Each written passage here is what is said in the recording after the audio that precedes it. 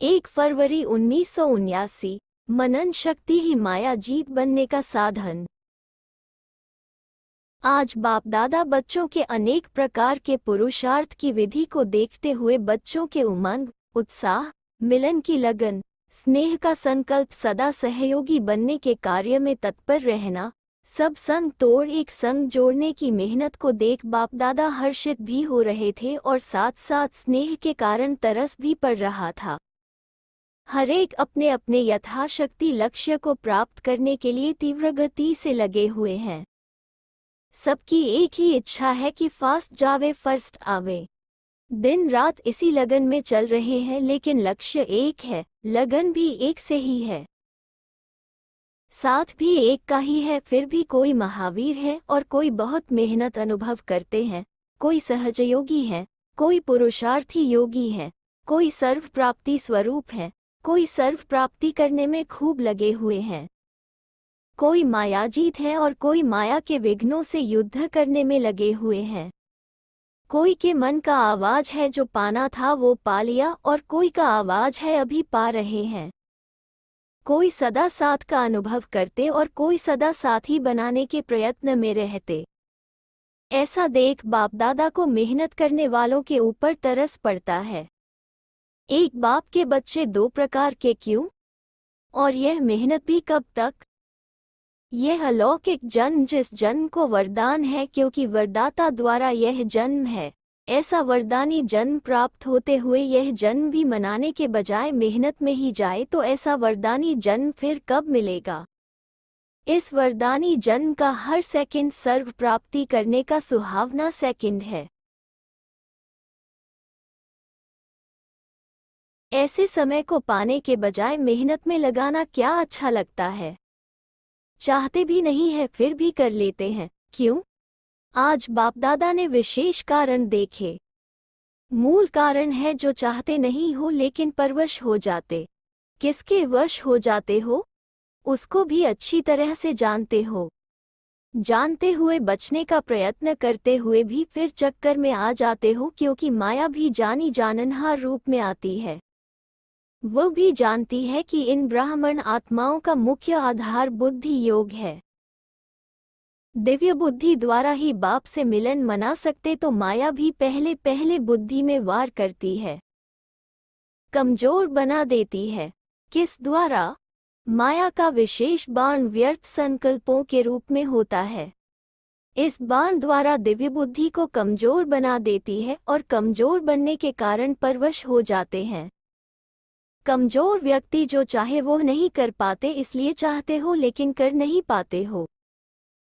इस कारण का निवारण सर्वशक्तिमान बाप द्वारा जो प्राप्त हुआ है उस शक्ति को कार्य में नहीं लगाते हो।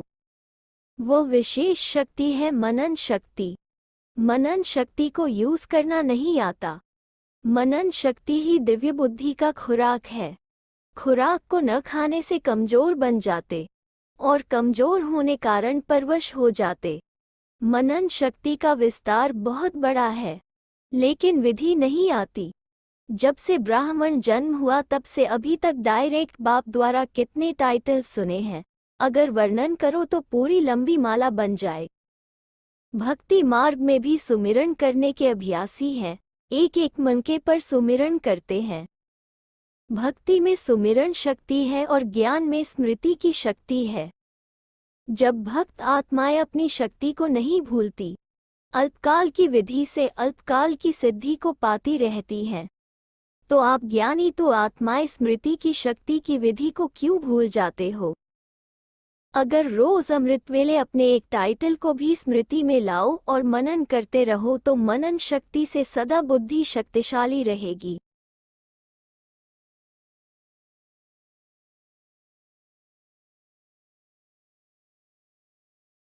शक्तिशाली बुद्धि के ऊपर माया का वार नहीं हो सकता, अर्थात परवश नहीं हो सकती।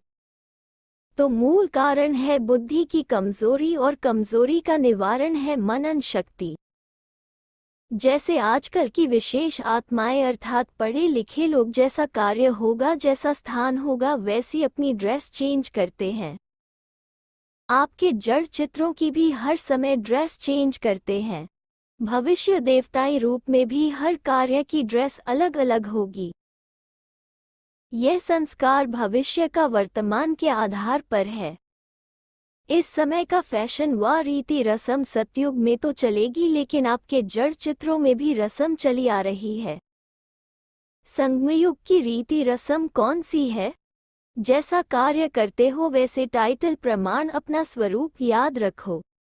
सबसे ज्यादा फैशनेबल संगमयुगी ब्राह्मण है। जैसा समय वैसा स्वरूप, यह स्वरूप भी आपकी ड्रेस है।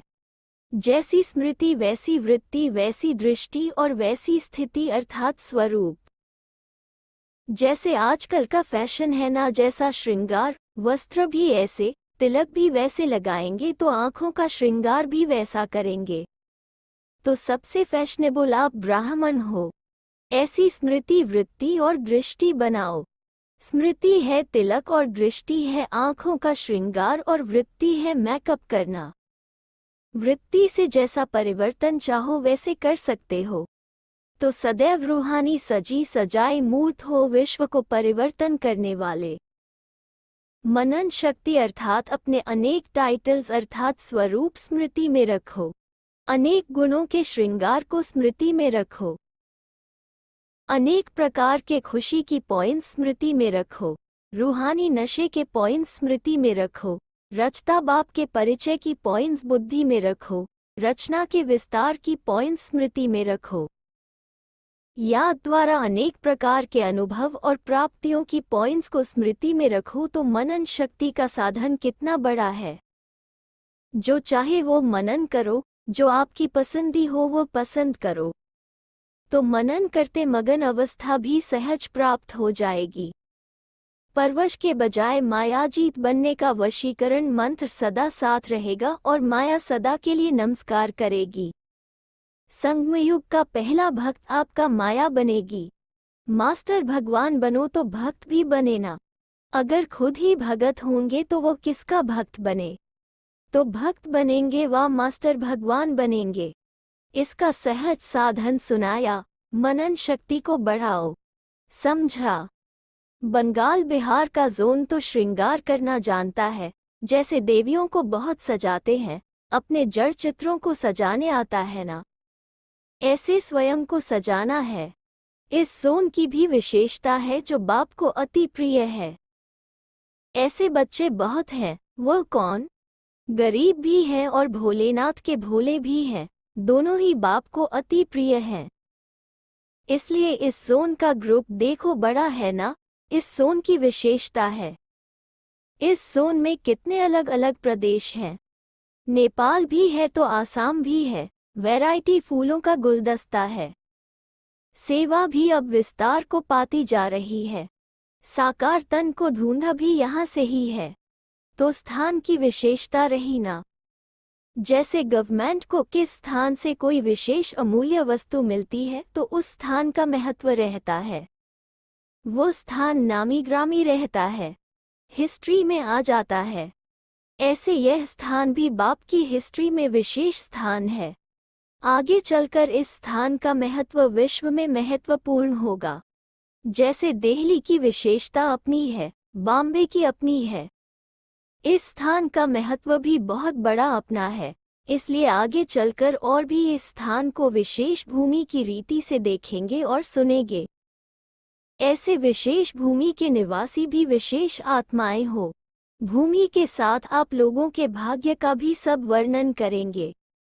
अच्छा, सदा शक्तिशाली स्वरूप में स्थित रह माया दुश्मन को भी अपना भक्त बनाने वाले, सदा सजे सजाए स्वरूप में स्थित रहने वाले, वशीकरण मंत्र द्वारा माया को वश करने वाले, सदा स्मृति द्वारा समर्थ रहने वाले, सर्वशक्तिमान आत्माओं को बाप दादा का याद प्यार और नमस्ते।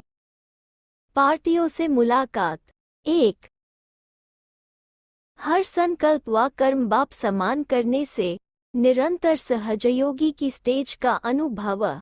संगमयुग का श्रेष्ठ स्थान है बाप का दिल तख्त। जो इस तख्त पर बैठते हैं वही विश्व के तख्त के अधिकारी बनते हैं। और जैसे बाप परम पूज्य है वैसे बच्चे भी पूज्य बन जाते हैं, क्योंकि दिल में वही समाये जाते हैं जो समान होते हैं। तो बाप समान फॉलो फादर करने वाली आत्माएं होना ऐसे अनुभव होता है जो बाप की स्मृति वो बच्चों की स्मृति, जो बाप के गुण वो बच्चों के गुण, जो बाप का कर्तव्य वो बच्चे का। इसको कहा जाता है फॉलो फादर। जो भी संकल्प व कर्म करो तो पहले चेक करो कि बाप समान है। अगर बाप समान है तो सहजयोगी की स्टेज का अनुभव होगा, मेहनत नहीं लगेगी और कोई भी परिस्थिति में बाप को सामने लाने से स्वस्थिति के आधार से परिवर्तन हो जाएंगे। चाहे कितने भी देश के हालात नाजुक हों, लेकिन आप सदा कमल पुष्प के समान बाप की छत्रछाया में न्यारे और प्यारे रहेंगे। सदा छत्रछाया में होना, बाप सेवाधारी बन करके आते हैं तो छत्रछाया के रूप में बच्चों की सदा सेवा करते हैं। बाप को याद किया और साथ का अनुभव किया। वैसे कोई भी शरीरधारी का साथ लेने में समय लग जाता है, लेकिन बाप तो सेकंड में हाजिर होगा, तो दूर रहते भी सदा समीप आत्मा हो ऐसा अनुभव होता है। जो जितना प्यारा होगा उतना समीप होगा, तो कितने समीप हो? अभी भी समीप तो तीनों ही स्थानों के समीप होना। जहाँ भी ब्राह्मण बच्चों के पांव पड़ते हैं वहाँ कोई न कोई आत्माएं हैं, तब जाना होता है।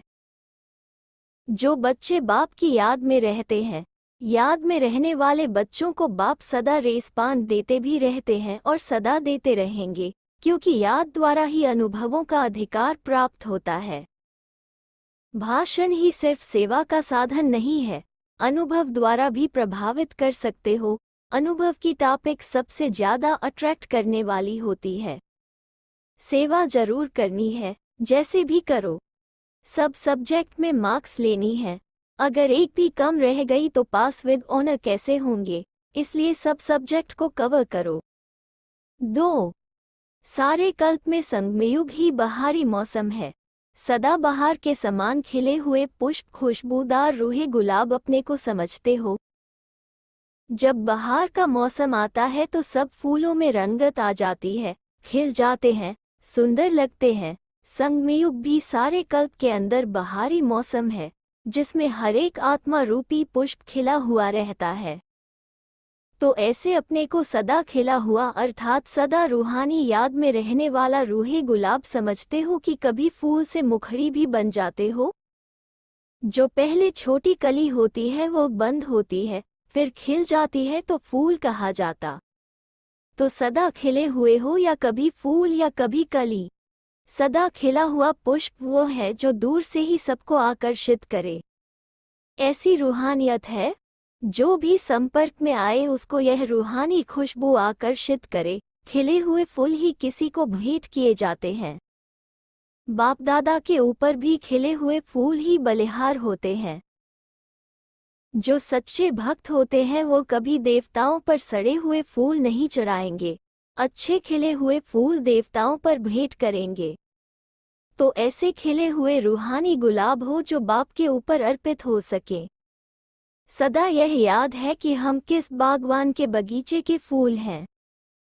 डायरेक्ट बाप फूलों को अपने स्नेह का पानी दे रहे हैं, तो कितने लकी हो गए। बाप दादा सदा हर बच्चे को देख क्या सोचते कि हर बच्चा विश्व के मालिक बने, हद के नहीं, स्टेट के नहीं, लेकिन विश्व के। विश्व का मालिक कौन बनेंगे? जो विश्व कल्याणकारी होंगे। तो आप सब कौन हो, विश्व पर राज्य करने वाले या स्टेट पर? जो विश्व पर राज्य करने वाले होंगे वो सदा बेहद की स्थिति में स्थित होंगे। संबंध, संस्कार, स्वभाव सब बेहद में होंगे, हद नहीं होगी। हद की प्रवृत्ति में अपना ज्यादा समय देते हो या बेहद में? बनना है बेहद का मालिक और समय देते हो हद में, तो क्या होगा? बेहद के मालिक बनने वाले बेहद की सेवा में जरूर लगेंगे। हद निमित्त मात्र, सारा अटेंशन बेहद की सेवा में। बेहद में जाकर सेवा करो, सर्विस में नया मोड़ लाओ। बहुत समय से दिल में जो प्लान है वो प्रैक्टिकल में लाओ। इस वर्ष की योजना बनाओ कि इतने सेंटर खोलने हैं, हैंड्स भी ऑटोमेटिकली निकल आते हैं। वहाँ के हैंड्स तैयार करो। अच्छा, ओम शांति। 3